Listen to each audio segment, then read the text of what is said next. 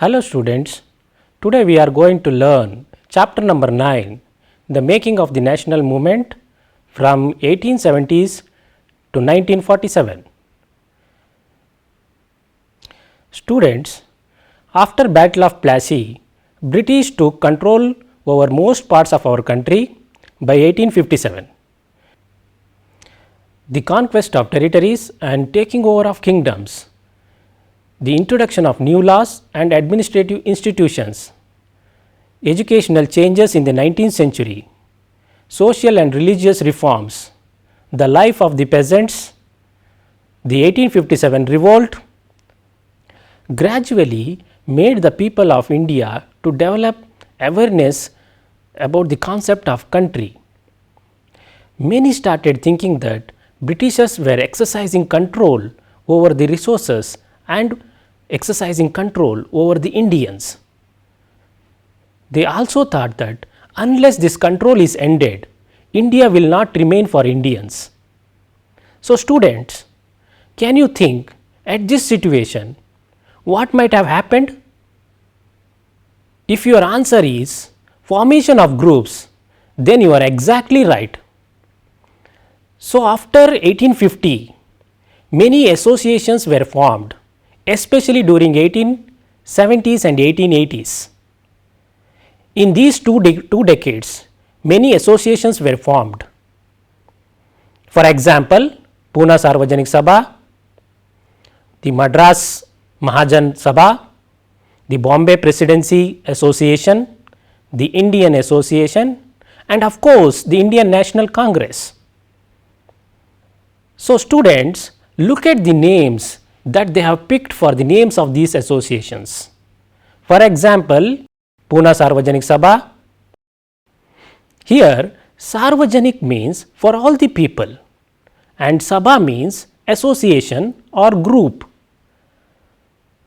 So now you may be wondering, what were the goals of these associations?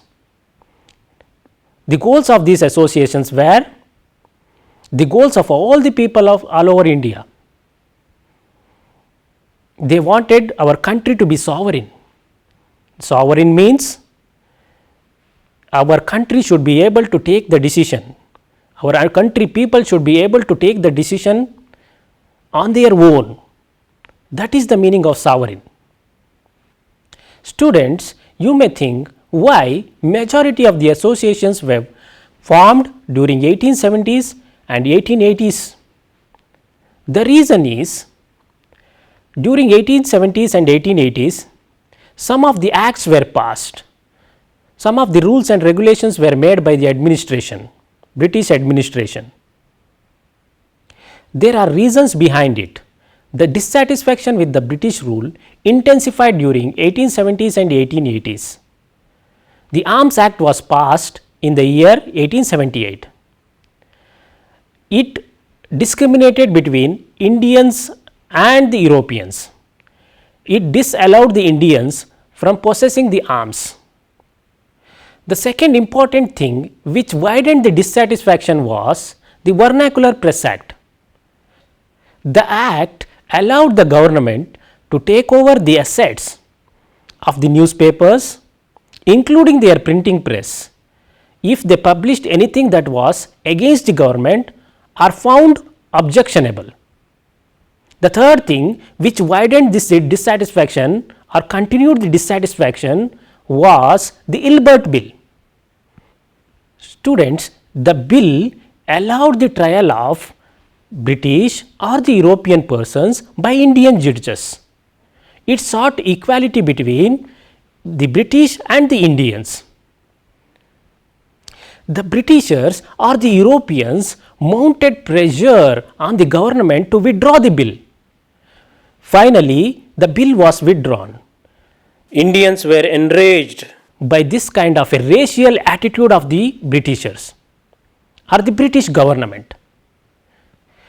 So now students, you may think among all these political associations, which was the association which was more active?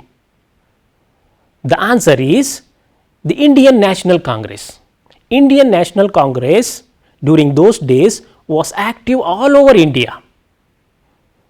So, now let us come to the point when it was established, where it was established or where it was organized. So, students, the Ilbert Bill controversy deepened the desire of an all India organization to fight against the Britishers. So, in the year 1885, 72 delegates from all over the country met at Bombay to discuss the future course of action against the Britishers. So, students, the early members of this Congress or the early leaders of the Congress were Dadabhai Naoroji, Firoz Shah Mehta, Badruddin Chapji, Ramesh Chandra Dutt, W.C. Banerjee, Surendranath Banerjee, A.O. Hume, Subramania Iyer. A.O. Hume was a British officer, he was a British retired officer, and he played a major role in bringing the delegates or in bringing the members from all over the country. And these moderates or these members had a moderate approach. So, now you may wonder, students, what is this moderate approach? This moderate approach towards the Britishers means they were not aggressive in their approach, they were not aggressive in their demands. They were requesting the Britishers to consider their demands. So, students, one more question may arise in your mind, that is, what may be the demands of these moderates? The demands of moderates were, they raised the economic issues, they demanded more funds for irrigation, they demanded to improve agriculture sector, they raised the issues of the laborers who were working in the out of country, they requested to abolish salt tax, they requested the government to improve the life of the peasants, it raised issues related to the forest dwellers because of the policies made by the British government. To continue, you may also think what measures were taken by the moderates to bring awareness among the people against the unjust nature of the British rule. So, the moderates adopted many measures, among them they started publishing the newspapers, they started writing the articles against the Britishers, they criticized Britishers in their speeches, they sent representatives to different parts of the country to mobilize people. So, in these ways the moderates tried to bring awareness among the people. So, one more important thing is, children, so you may wonder whether if the moderates ask in such a polite way, the government, the British government would accept the demands of the moderates? So, the answer is, of course, the moderates thought that the British have some ideals and definitely they accept the just demands of the Indians. Moderates felt that the British had respect for the ideals of freedom and justice. Therefore, they decided to express these demands and make the government aware of the problems that were faced by the Indians. So, students, now let us recall the points that we learnt in this lesson. First, we learnt about the policies of the Britishers, the reasons behind the formation of different associations, the different associations which were formed during 1870s and 1880s, the aim or the objectives of these associations, the Indian National Congress, the emergence of Indian National Congress, important moderate leaders or the early leaders of the Congress, the attitude of the moderates towards the Britishers, and also we learnt the measures taken by the moderates to bring awareness among the Indians. We saw the demands of the moderates and also why they adopted a moderate approach to protest against the Britishers. So, now students, after this lesson, after recalling all these points, now let me ask you some questions. The Hilbert Bill had the provision of, the options are like this: the trial of Indians by Britishers, the trial of Britishers or Europeans by the Indian judges, the trial of Britishers by Britishers, or the trial of Indians by Indians.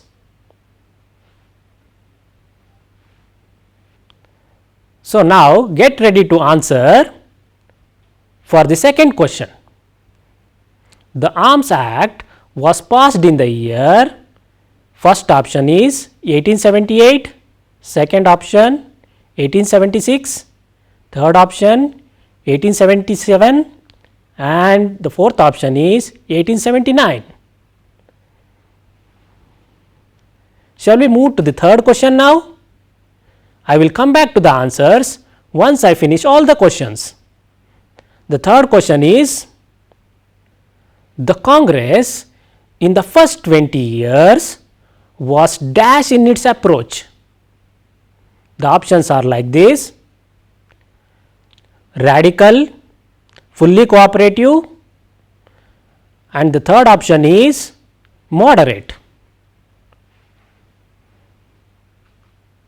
Let us move on to fourth question. Out of the four given Congress leaders, which one of them does not belong to the moderate group?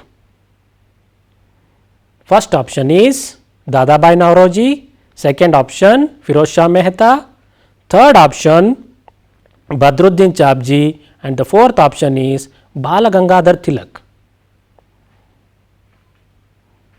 So, students, now let us come back to the answers.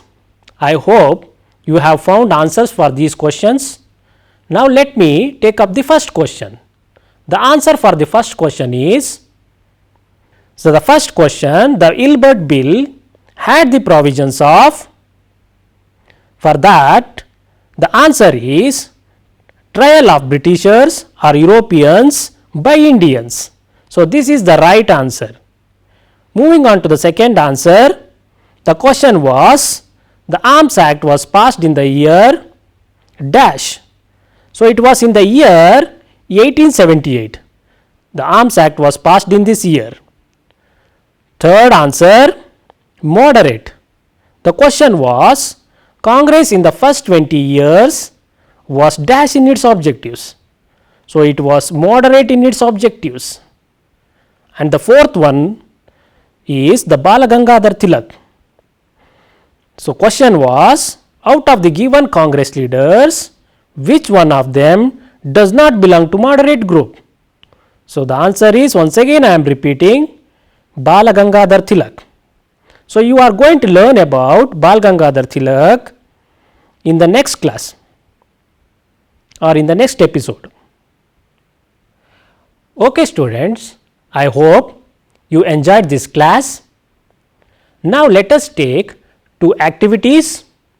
The first activity is, students, imagine yourself as a moderate leader and write a paragraph on how you would have struggled for freedom and what steps you would have taken in the struggle. Okay, students, complete these two activities and show to your teachers once you go back to your school. Take care, be safe. Thank you.